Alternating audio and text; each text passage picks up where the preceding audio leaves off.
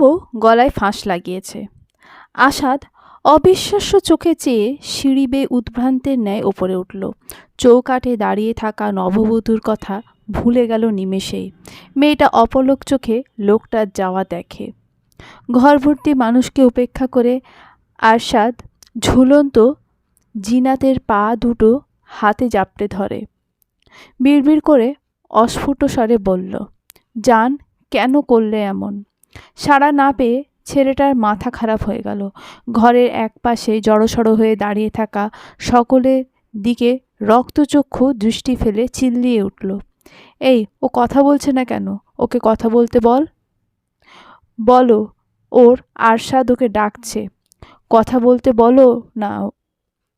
বলতে বলতে ফ্লোরে হাঁটু গেড়ে বসে পড়ল। কতক্ষণ ধম মেরে বসে রইল সেইভাবে। ওর এমন নিশ্চুপতায় রুমের সকলে কেঁপে ওঠে। খানিক বাদে গম্ভীর গলায় বলল, রুম খালি করো সবাই। একে একে সবাই বেরিয়ে গেল। সকলে বের হতেই ঝুলন্ত জিনাতের লাশ নামায় আরশাদ অতি যত্নে, যেন একটু এদিক ওদিক হলেই মেয়েটা ব্যথা পাবে। মেয়েটার গায়ে লাল বেনারসি, বিয়ের দিন এই বেনারসি গায়ে জড়িয়ে তার ঘরে এসেছিল, আজও একই সাজে। তবে সেই দিন এই নিথর দেহ, চোখ দুটো নিষ্প্রাণ ছিল না। মেয়েটাকে বিছানায় শুয়ে এক প্রকার হামলে পড়ল। সারা মুখে পাগলের মতো চুমু খেতে লাগলো। তার মুখবায়ব রক্তিম নিস্তেজ। অসহায় চোখে চেয়ে রইল ওই ফ্যাকাশে আদলে। কাল রাতে তো মেয়েটা তার বুকেই শুয়েছিল। সে যখন তাকে বোঝাচ্ছিল, মুখ ফুটে কেন না করল না। মেয়েটা নিষেধ করলে এই আরশাদ অন্য কাউকে তার জীবনে জড়ানোর কথা মাথায়ও আনত না। সব হয়েছে তার মায়ের জন্য। নাতির শখ জেগেছে মহিলার। জিনাতের সাথে তার বিয়ের 6 বছর হতে চলল। সেই 16 বছর বয়সে মেয়েটা তার ঘরে বউ হয়ে এসেছিল। আরশাদের বয়স তখন 30 পেরিয়েছে। তার মায়ের পছন্দ করা মেয়ে। ভদ্রমহিলার এক দেখায় ভালো লেগে যায় এমন নম্র ভদ্র মেয়ে তিনি খুব কমই দেখেছেন। তার বড় বোনের জায়ের মেয়ে। মেয়েটা মা হারিয়েছে সেই ছোট থাকতে। তারপর সৎ মায়ের কাছেই বড় হওয়া। তার মা মারা বছর পার হতেই তার বাবা বিয়ে করে। জিনাতের সৎ মায়েরও আগে বিয়ে হয়েছিল। আগের ঘরে একটা মেয়ে আছে, জিনাতের থেকে বয়সে বড়। সেই মেয়েকে কোনো কাজে হাত লাগাতে দেবে না, অথচ জিনাতকে সারাক্ষণ কাজের উপর রাখে। 1 সেকেন্ডও বসার ফুরসত দেয় না। ঘরের সব কাজ একা হাতেই তাকে করতে হয়। আরশাদের মায়ের দেখেই মায়া লাগলো। এইটুকু একটা মেয়ে, কি মায়াবী চেহারা। তার মন গড়ল ওই সুরতখানা দেখে। ছেলেকে গ্রামে ডেকেই বিয়ের কথা বলে। আরশাদ রেগে যায় অনেক। এমন বাচ্চা একটা মেয়েকে তার মতো প্রাপ্তবয়স্ক পুরুষ কি করে বিয়ে করতে রাজি হবে? মায়ের তো মাথা খারাপ। তার তো আর মাথা খারাপ হয়নি, কিন্তু ওই মেয়েটাকে এক পলক দেখে আরশাদ সব যুক্তি ভুলে গেল। বিয়ে হলো তাদের। তার এখনও মনে আছে, প্রথম রাতে যখন মেয়েটাকে কাছে টেনে নিয়েছিল, মেয়েটা কেঁদে চোখ মুখ লাল করে ফেলেছিল। সারা রাত ব্যথায় কাতরিয়েছে।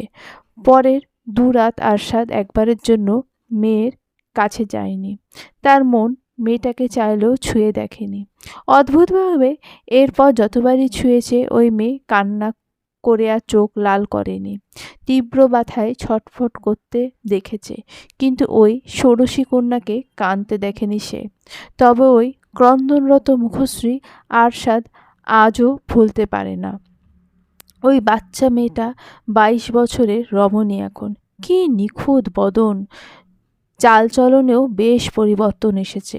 কথাবার্তায় কেমন প্রাপ্তবয়স্কদের ধাঁচ। তার সব কাজ করে বেড়াবে, তককে তককে থাকবে, তার কখন কি লাগে। হাসির ফোয়ারা বয়ে চলে মুখশ্রী জুড়ে। ওই হাসির ঝংকারে আরশাদের পাগল হওয়ার জো। মেয়েটা মা হতে পারবে না কখনো। আরশাদ মেনে নেয় তা। বাচ্চার দরকার নেই, তার এই মেয়ে হলেই চলবে। তবে তার মা মরিয়া হয়ে পড়ে বংশধরের জন্য। পরবর্তী প্রজন্ম না এলে কেমন করে হবে? এই সব চিন্তায় চিন্তায় বিছানায় পড়ে। আরশাদকে বাধ্য হয়ে রাজি হতে হলো দ্বিতীয় বিয়ের জন্য। মেয়েটা একবারের জন্য আপত্তি করেনি। আপত্তি তো দূর, বিয়ের প্রসঙ্গে কিছুই বলেনি।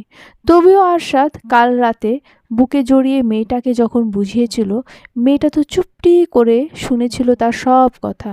তবে এমন কেন করলো? আরশাদের বুকের ব্যথা বাড়ে, তীব্র ব্যথায় নীল হয়ে এলো শক্ত মুখবায়ব। পুরুষটা ক্ষীণ শ্বাস ফেলে বলল, পারলাম না তো, আপনার জায়গায় অন্য কাউকে কেমন করে দেই। তবে মেয়েটাকেও অমন অসহায় অবস্থায় ফেলে আসতে পারিনি। কি মায়াবী মুখশ্রী, অনেকটা আপনার মতো, নম্র ভদ্র, তবে আমার জিনাত না। আপনার দেওয়ারের বউ করে নিয়ে এলাম তাকে। ছেলেটা আমার উপর রেগে আছে, আপনিও রেগে আছেন তাই না? কেমন করে করলেন? এই মেয়ে, আপনি না একটুতেই ভয়ে কেঁদে ফেলতেন? এমন একটা কাজ করতে বুক কাঁপেনি? এই তোর আমার কথা মনে পড়ল না? কেমন করে গলায় ফাঁস দিলি রে তুই? এই জিনাত, জবাব দে, জানতে চেয়েছি। এখন জবাব না দিলে খুন করব তোকে। এই পুরুষের রেগে গেলে মাথা ঠিক থাকে না একেবারে। এই আপনি, এই তুমি, আবার তুই তোকারি শুরু করবে। হঠাৎ পুরুষটা শান্ত হয়ে আসে, বিড়বিড় করে আওড়ায়, জান, ভালোবাসতাম তো। তারপর সারা ঘর নিস্তব্ধতায় ছেয়ে গেল। পুরো বাড়িতে হট্টগোল বেঁধে গেল ফের।